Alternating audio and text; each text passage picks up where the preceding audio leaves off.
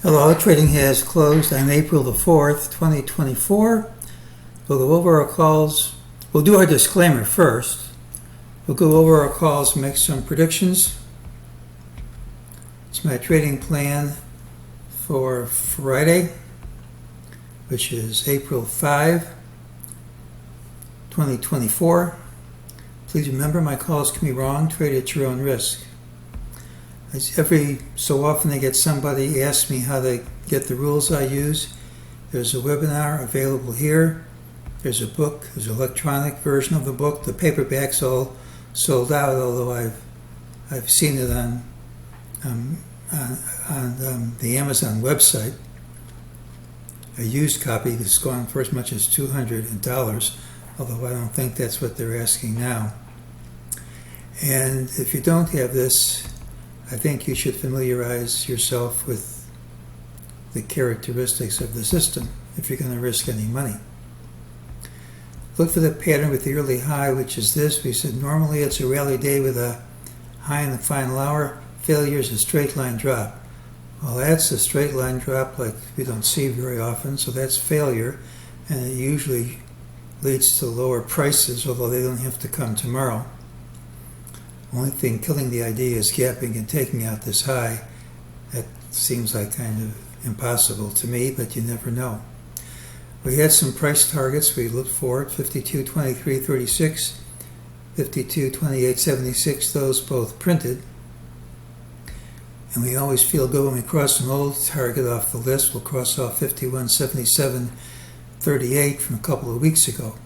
These numbers don't always print when you want them to, but they do print. And ultimately, we should see 52.5906. That doesn't mean we see it tomorrow. MEJT did give a sell signal right before this collapse. It didn't predict the magnitude of the collapse, but if you had the direction, that was all you needed.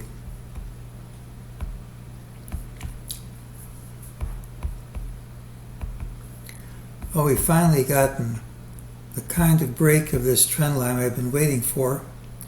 We said last week at the high that it had a number of the characteristics of a short-term or intermediate high. We just had to have confirmation, and I'm going to say that's it. So we've made a short-term high, I believe. We have 5 waves up. We're going to look for 3 waves down and then 5 waves up.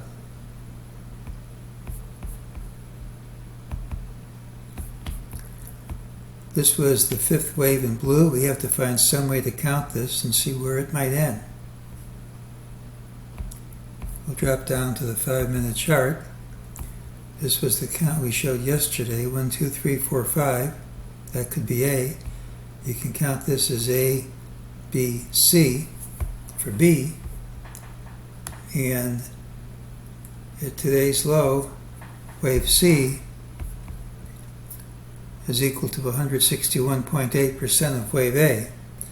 Now, that's a commonplace for this drop to end. It doesn't mean it has to.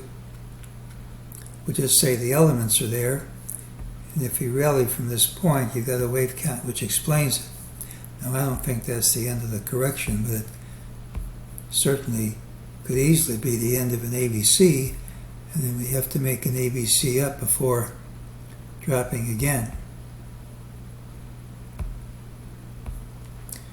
In the long run, I think we're going to go much higher. We've completed an A, B, C, which lasted the whole generation.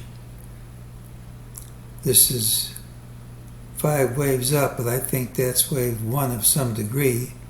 And after we see wave 2, wave 3 is usually bigger than wave 1.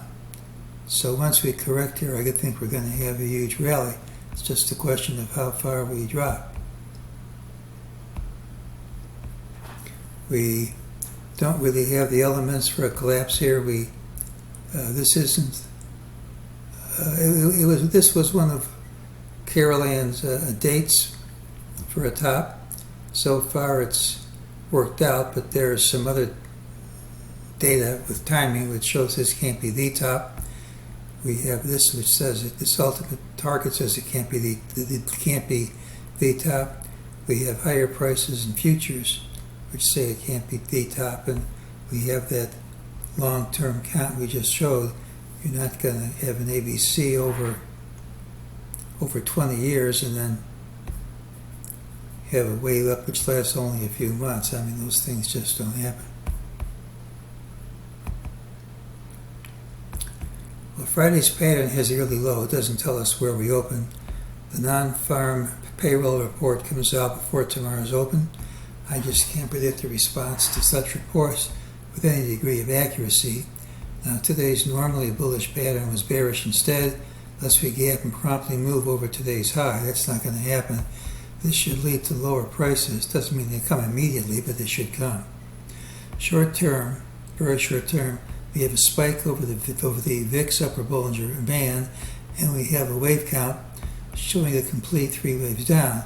So at least it's compatible with a bounce at tomorrow's open. Doesn't mean there has to be a bounce. We don't know if that VIX spikes over, and that's not the only count.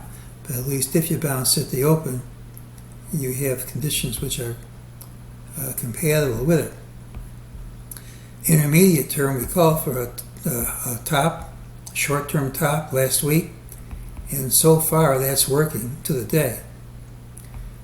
We now have the FOMC whipsaw coming into play, and that projects a move down to at least 50.84, give or take a little. Now, to go back over the Fed whipsaw, the last FOMC announcement came at 51.74.63. We traded 90 handles over it, and the whipsaw says, give or take a little, we're going to trade 90 handles under this level at a minimum, which is 5,084, and usually you go a bit more than that. And once that plays out, you then have a third leg of the whipsaw, which goes over this high. So we have a minimum target around 5,084. Wouldn't be surprising if we came back and we tested this FOMC level again, but it's not required.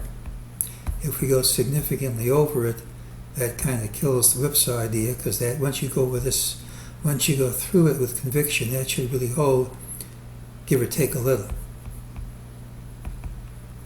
Now, long term, the wave count, the unsatisfied ultimate MEJT target, and the timing of the top just aren't compatible with the rally being over, just this leg of it. Once this correction has run its course, the market should hit new all-time highs.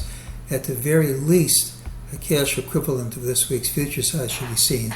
I think we'll get much more than that. So it's the pattern with the early low, possible 3 waves down completed. We could see 3 waves up. Resistance is 51.74.63, give or take a little.